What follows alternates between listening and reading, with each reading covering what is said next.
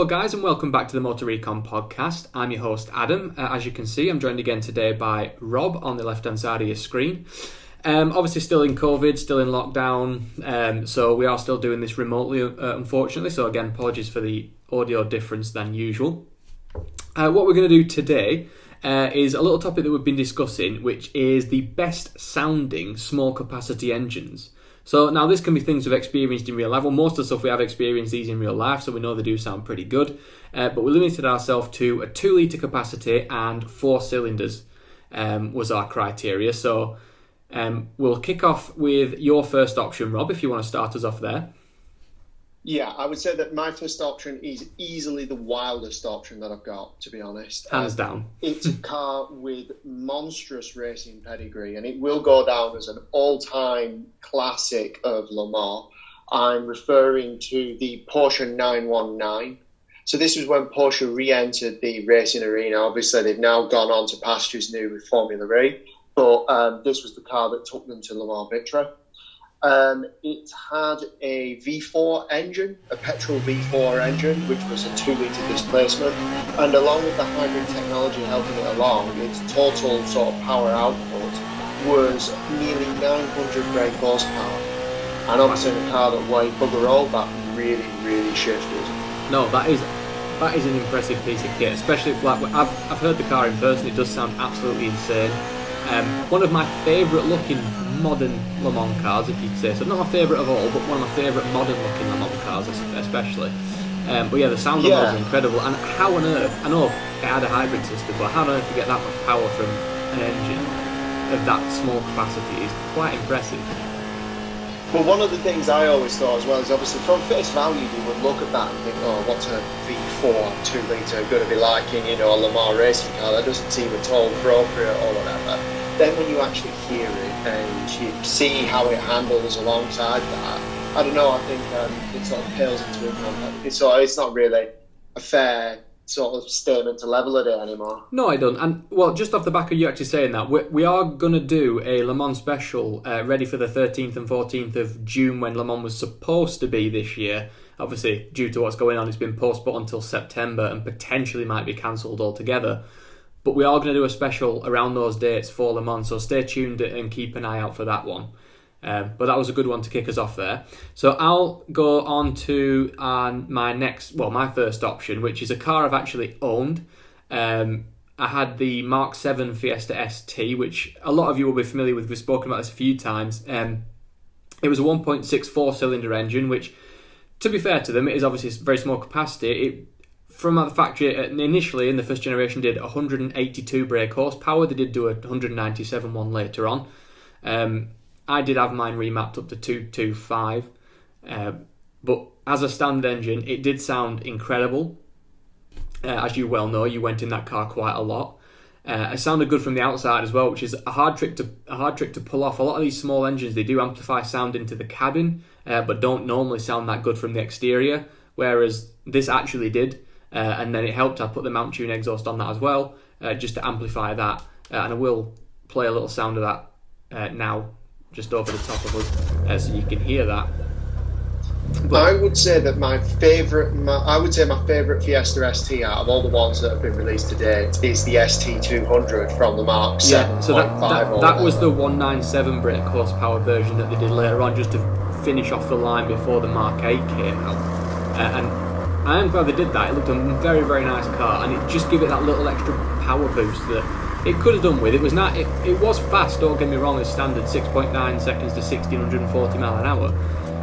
It did need that little remap just to make it a little bit faster, but it did sound incredible. It had a lot of torque for a small engine, which was quite. So 240 newton meters, which is the same as some of the old M3s, which I don't find too bad for a small hatch, or a mini hatch as they call them. And I would say that it was in some respects it was a modern engine because you got decent power out of a relatively small capacity. And good fuel economy. Yeah, and you actually did get decent fuel economy out of it as well. But in some respects, it was one of the last of the old guard as well, as in I think we're now phasing into an era where obviously downsizing is going to become more and more of a priority. And to have a Ford Fiesta ST with 4 cylinders, and obviously it didn't have anything like cylinder deactivation technology or stuff like that. It was in some respects relatively simple. It had 6 manual gears, a hot hatch staple of a 4-pot engine. Granted, it wasn't like a 2-litre or whatever, but as you say, it was no messing around. No, absolutely. Well, as you know, it's the best car I've ever owned, as in terms of fun to drive and also sound, everything like that. And I do miss it. And next year, hopefully, providing everything goes well, I'll be able to get a performance edition. But we'll see. So let's go on to your next one there, Rob. My next one is the Alphaholics GTA. Ooh, so nice. It's obviously, if you haven't heard of Alphaholics, I thoroughly recommend you go and watch a video which Chris Harris did Top Gear on this car, and you'll understand after you see it on track why it is in this category of a car with a relatively small engine that sounds absolutely nuts. So essentially what it is Alphaholics have restored an old Alfa Romeo Junior from back in the day and turned it into sort of like a GTA homage. So it's got carbon fibre and bits and bobs, but that lovely old school sort of bodywork and feel to it. It's full manual, obviously. Like I say, it's a monocoque steel body, and it's got carbon fibre doors, bonnet to boot, and that means it's got a curb weight of just 830 kilograms. See, that's, which is light. Yeah, that's the impressive. I know you don't get a lot of that with the older cars, and probably some will come on to in a little bit, but that is impressive. So what it had was a 2.3 litre Alfa Romeo twin spark engine. So something that's a relative staple, really. Alfa have done twin spark engines for a while now, and it puts out 240 brake horsepower, and it sounds mad. Yeah. Now, slightly breaking the 2 litre thing there, but I will allow. Granted, yeah, 2.3, but I will allow it for that car, just because it is. Well, it's absolutely insane. I love that car. I'd say I would recommend, like Rob said, to go and watch the Chris Harris video on that, because it is a piece of art. And I would say that it fits into the category of, for a car with such a small engine, when you see that car bounding about, you don't automatically assume that it's got something that's as humble as a 4-pot under it. No, and I agree, and especially with the sound, because some of the cars we are saying, let's say they are 4 cylinders, but that has a very, very unique noise to it that I don't think you could really recreate as such. It's frantic. Yeah, I was trying to think of a word that would suit it then, but yeah, frantic does fit that quite well. And you really have to drive it, and I love it. It's a modern car that you can buy that you really have to work at. Granted, it's a lot of money, but I think it's well worth the money. Yeah, but I say getting a lot of car for your money and a lot of work has gone into it, so I can kind of justify the price if you think about it. Yeah. Plus, it's a piece of history. Right, so let's just have a look. So what I was going to do is, again, I know we've already mentioned the Mark 7 ST. I did just want to take a quick look at the Mark 8 Fiesta ST as well, just on the basis that I've driven both, I can have a fair comparison, and I particularly did drive the Performance Edition, so it had the options on, such as like the race mode and things, where it does crackle and pop a little bit more.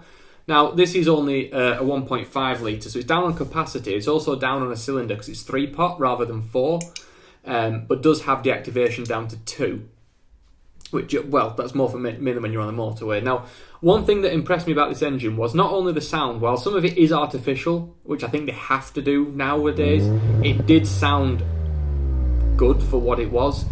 But also as well, the way the engine pulled from low end, it felt just as torquey, if not slightly more, than the Mark 7, which impressed me from that small engine as well. So you would not think about it from a 1.5 litre little 3-cylinder engine. No, I think that's true. I think everybody was probably worried, obviously, because you got to remember the Mark 7 Fiesta ST is considered a standard bearer of hot hatches. So to follow up on that is difficult as enough as it is, let alone chucking onto the pile that you also have to downsize the engine while you're doing it. Yeah. It makes for one hell of an act to try and follow up on, and they successfully did that. Yeah, they did. I mean, and it's 197 brake horsepower out the box. Now, you can obviously get Mount Tune, Revo, and a few other tunes for it, but 197 is enough. It's not a very heavy car. It is quite small.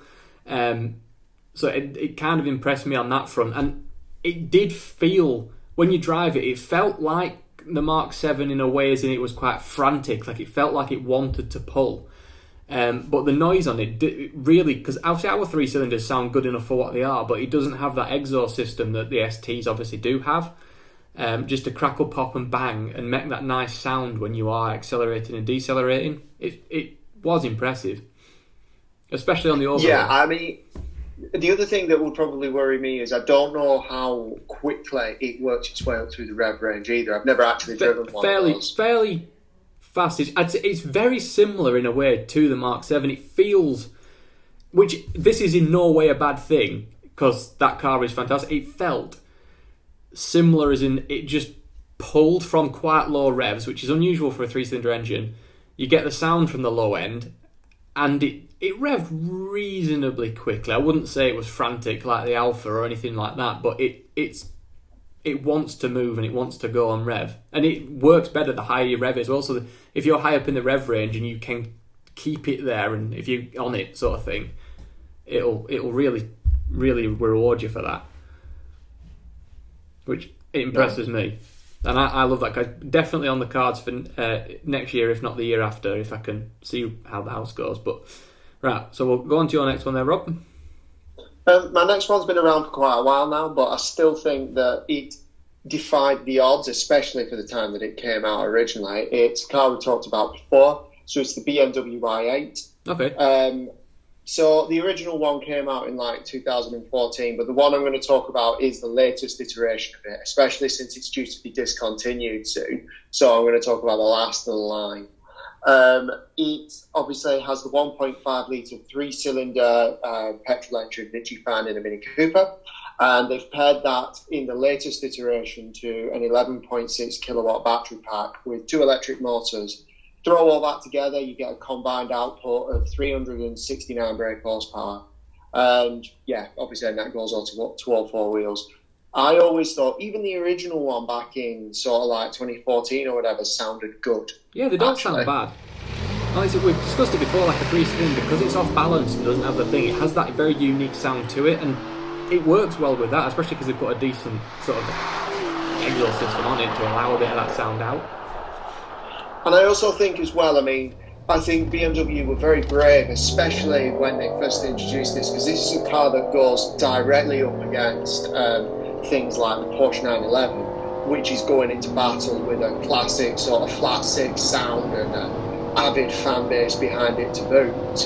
And you're going in here with a 1.5 litre 3-pot. You'd think it would be a total trounce, but it isn't, I don't think. No, I mean, in terms of, if you look at pure statistics, not power, torque or anything like that, the 911 obviously outsold it massively. The i8 didn't really sell that well, but I think it's because they were very, very ahead of the time. Like when that car launched, there was nothing else even remotely like it. So if you wanted a hybrid sports car in 2014, a coupe, a hybrid sports coupe, what are you looking at? McLaren P1? Yeah, kind of LaFerrari. It's the Holy Trinity, isn't it? It's the Holy Trinity or that, and that's a long way down the pecking order compared to them. Yeah, and it isn't on the next level, but then again, you were only paying, originally I think it was like 80, 90k. I know it's gone up a lot since, but it's a lot cheaper, and I kind of do wish they had sold more. It's funny because it's BMW and I'm not a fan, but I kind of wish they had sold a lot more of them. In fact, I saw 2 the other day, actually, just speaking of that, in a row, unusually.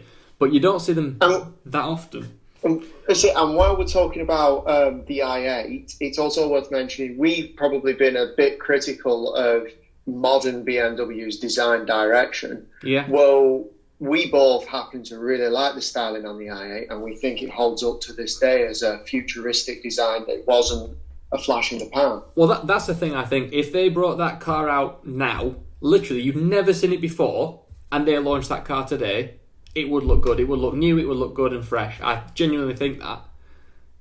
Yeah, I would agree as well. And as you say, for a company that has had some difficulty with its latest sort of design, it shows that they have pedigree and that they can come back to sort of continue to deliver good styling, I guess. think some of the good designers have actually left. I think Kia poached quite a few of them, and Hyundai as well. So we'll have to see what they can come up with. At the moment, they're not really doing that well, but give them time, they might come back around. No, definitely, yeah. But yeah, good option there. It does actually sound great for what it is, especially. I actually really do like the i8. Shame it did not sell so well. So I'm just going to quickly go on to probably one of my favourite cars in this list, actually, the BAC Mono. A little British sports car, for those of you that don't know. It's kind of, I would call it open wheel, but it is covered by a mud guard and things. It's not completely open, but it's got that sort of premise to it. And for those watching, I will stick a picture on. But this in particular, again, it was originally 2.3, so it's slightly over the 2 litre threshold that we were given, but it was a 4-cylinder Cosworth engine, and it revved right up to 7,700 RPM, and did 213 kilowatts of power, which I don't know what that is in horsepower, but I think was it something like 280ish, something like that. But the key thing is, it only weighed 540 kilos, which is the impressive part. But the sound of the car, it sounds like a bee in a good way. Like when you hear them on track revving out and absolutely nailing it past you, it sounds like a little busy bee going around in the engine. I don't know how they've done it, but it sounds cracking. It's one of the cars that I most want to drive in the whole world. Hands down. And they don't do, there is a place where you can do driving in them, but it is very expensive and you don't get that long. It's a shame, really. But yeah, no, I would agree with you. It's a car I've always liked. I really like the new iteration as well. The new one kind of looks like a Formula 4 car with like the side intake that goes along the side. It does look fantastic. But the only problem is, well, it's not a shame. I kind of see why they've done it. They actually upped the capacity to 2.5 litre. Well, that was a bit of a shame. But I think in the new one, I think we brought it back down again. But 0 to 60, 2.8 seconds as well. That just shows it's not very powerful, but it weighs nothing. So it can. Yeah, and I think that performance, as you say, especially how I think the environment that you're driving in as well adds to the feature of that car as well. Yeah, so. I've seen a video on YouTube. I would say to people, try and find it. It's a BAC Mono chasing down a P1 on the track. Obviously, that's nearly 1,000 horsepower. Hypercar, and through the corners it keeps up with it and catches it in most cases. It's just on the straights, obviously, where 1,000 horsepower you can't escape the fact that it is quicker. But on the corners, the Mono is absolutely there with it and catching it, and in my opinion sounds a lot nicer, and I do like the sound of a P1. Yeah. Right, do you want to go on to your next one? Yep, my next one is, I think people are often quite surprised about the engine that was actually in this car, to be honest. People always assume that it sort of already came out with bigger engine, but it's the Lotus Esprit S1, so it's the very first Lotus Esprit. People are often surprised to hear that actually came with a sort of like a 2 litre 4-cylinder job with... I believe it sort of produced a maximum of 160 brake horsepower, which obviously isn't a lot. I know that, but this is another car that was extremely lightweight. It's also very old. Yeah, it's very old, exactly. But at the same token, I think that people are often surprised at how small the engine actually is in the Lotus Esprit, the original one. Obviously, as the generations went on, they ended up sticking a V8 in it later down the line. But I've always had a soft spot for the S1. I think styling-wise, it's the absolute best from interior to exterior. I love the whole wedge and square shape that's going on about it. And if you've heard one of these in real life, I think they sound pretty good. They do. Excuse me, and I do like the S1. Personal opinion, I do prefer the later V8 ones.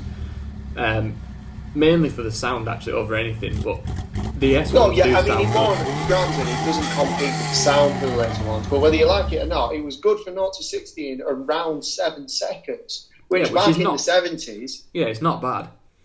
Not bad at all. Well, back in the day, it was a cheap Ferrari in the day, if you look at it in that sense. Very small, very lightweight, and in many cases, probably a bit better to drive and handle. Because old Ferraris were notoriously bad for handling. Very, very bad. And again, when other supercars were going into battle with straight sixes, V6s, V8s, V12s, whatever, Lotus were making do with a 4-part, and it worked for them. Yeah, it did. It's because the cars were so lightweight as well. Speaking of Lotus, actually, my next option is a Lotus Elise. The standard one, obviously, with a 1.8 petrol engine. I think the engine's from a Toyota Corolla, but don't quote me on that. as far as I'm aware, it's definitely Toyota, but I'm not sure which model it came from. But I've always quite liked the sound of a Lotus Elise, and the main reason it sticks in my memory was back in when I'd been not more than 5 or 6 years old, perhaps, when it was literally a Mark 1 Elise came buzzing past us in the car. I had my windows down, it was quite a hot day, and he was out for a Sunday blast, and he whizzed past us, and it sounded incredible.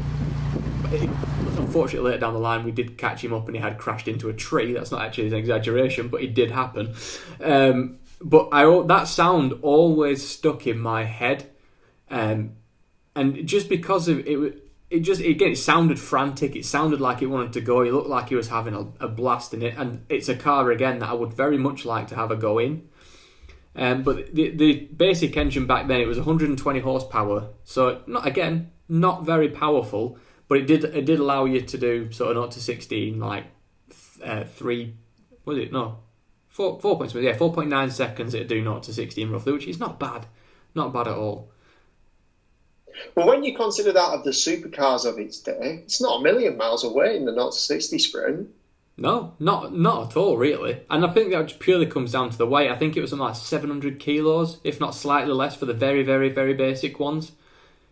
I've always, and I think this is probably why I have a soft spot for them, I've always respected Lotus's ethos on putting handling before heavy engines and obviously trying to keep the weight down. It keeps that memory of Colin Chapman alive and his mantra of, reduce weight and add lightness. Yeah. And I think it's that even down to the Evar, which obviously, yes, it's a very heavy car compared to what Lotus usually makes. But when you realise it is one of the lightest electric supercars out there, I think it is the lightest. I actually do believe it is the lightest electric hypercar out there. You realise that they are keeping that mantra alive. It's just with a technology that's relatively new. Yeah, there's only so light batteries and all that kind of stuff can actually be, because they don't produce those. Lotus aren't building the batteries for it. So, again, it's limited on what they can and can't do. But if they can shed a gram here, shed a kilogram there, and over the rest of the car, it clearly shows it actually adds up. And I'm sure it'll have a huge sort of impact on the end product as well. Oh, absolutely. And I think they were supposed to be starting production later this year. They might still do it, obviously, but given with what's going on, it might be slightly delayed. But you might start seeing them appear on the roads. I suspect at some point they'll appear on the streets of London when we go spotting. You never know. Well, hopefully, when we're allowed back to Goodwood at some point in the future, that'll be something very high on our list to have a nosy about. Oh yeah, no, it'll definitely be a Goodwood, and 100% we will go and have a look at it, because it'll be in the supercar paddock, pretty much guaranteed. Yeah. Guaranteed. But that is I love Lotus everything they do. They always sound amazing, and like I say, they're always using quite small capacity engines, no matter what class they're in. But I think that'll bring us in nicely to your last one of the day. Yeah, my last one. I would say that this is a bit of a rival for the BAC Mono in some respects. It was the Formula Ford EcoBoost road car. I remember this. So exactly. I think you might remember this from a few years back, but essentially what happened was, obviously, Ford were celebrating that their EcoBoost 1 litre engine was given Engine of the Year or whatever, and they sort of it was a bit of a marketing exercise almost, that they took a Formula Ford car, did the necessary amendments to it to make it just about road legal, put the 1 litre EcoBoost engine in it, and so sent it out onto the open road. Yeah, I love it. I think it was Tiffany Del Ducco. It's one of the big guys. I think they were on Fifth Gear, who did a really, really good review of that car. I'll try and find it again and put the link in the description. But it was an unbelievable little piece of kit. Well, what I will say, though, is it's interesting. People always say about lightweight sports cars, like the BAC Mono, for example, this is the closest you can get to a road-legal Formula car. Well, that actually is a road-legal Formula car. Yeah, it was a Formula Ford converted to the road, wasn't it? So yeah, if you wanted the experience of a Formula car on the road, that is literally it, because it's as real as it gets. Yeah, and I would love to see how much they actually go for second hand. I probably should have looked at that actually, if I don't know, see if you can pick them up second hand. But again, this was a 1 litre EcoBoost engine, the one that you find in Fiestas and things like that. But it was highly tuned up to 200 brake horsepower, which for a 1 litre 3-cylinder is quite impressive. Yeah, well, this was roughly around the time. It was, how old is that car? It was roughly around the time when that engine had just come out, hadn't it? Or not too Wasn't far a million after. years afterwards, yeah, because they were celebrating, I think it was their first win. So I think it was like 2014, 2013, something like that. Okay, that's yeah. So I think the engine came out in 2012, 2013. So it won't have been far off, I don't think. But I might No. actually, after this, I'm actually going to have a look and see if you can get any of them second hand, see what they're going for, because that would be very interesting to see. You need a garage though. So right, I'll go on to my last one, which, big fan if you're into your Japanese cars, is the 2005 specifically, the Mitsubishi Evo 8, the FQ400 one in particular. Now that one always stood out to me because 2-litre turbo, 400 horsepower, which bear in mind is back in 2005, so that engine was, I know it was renowned for having a bit of turbo lag, but once you were up in the gears, it would absolutely hoon. But 0 to 60, 3.5 seconds. 175 miles per hour, but the key thing, like I say, 2-litre engine, turbo, 400 horsepower, but the sound on them things was unbelievable. Crackle, pops, bangs, spit flames, you name it, them things did it. And because it was back then, it weren't artificial. That was the car doing it, and that's what it actually sounded like. And the intake noise in particular was unbelievable. Yeah, it's probably one of the most exciting cars of its era. And when you hear those stats as well, that is definitely in the supercar territory of the cars of its day. 100%. Well, especially on the note. I think it was. Who was it? Yeah, it was Top Gear. They did that car, and at the time it was the Murcielago, obviously V12 Lamborghini. They did it around the track to see if the Lamborghini could pull away. Couldn't. I know it wasn't a track car, but it couldn't leave it. But as I say, it was held by 4-wheel drive as well, and a legendary rally pedigree to boot. So as you say, apparently these could get quite expensive. So very expensive. They had their faults, obviously, with a very highly strung engine of that level. It did have its problems. They had a few reliability things, but small price to pay. But these have held their value particularly well. I know the Mark 10, the Evo 10, so the two models newer, I've seen one of them going for 50, 60k of the 400 horsepower, so they've certainly held, if not gone up in some cases. And you don't see many at all. I haven't seen an Evo 8 in a long time. There's only Chi down the road who has an Evo 9, and his is heavily modified, but that again does sound very good.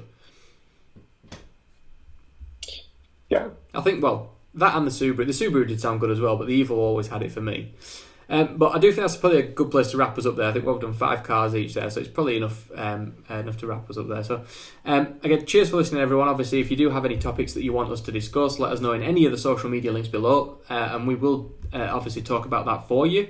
But if not, we will be back next week for another episode. But again, stay tuned for the Le Mans special in June. It's going to go live on the weekend that Le Mans should have been, which was the 13th and 14th of June. We'll do it on the Friday closest to that day, so we can have a bit of a special on that one.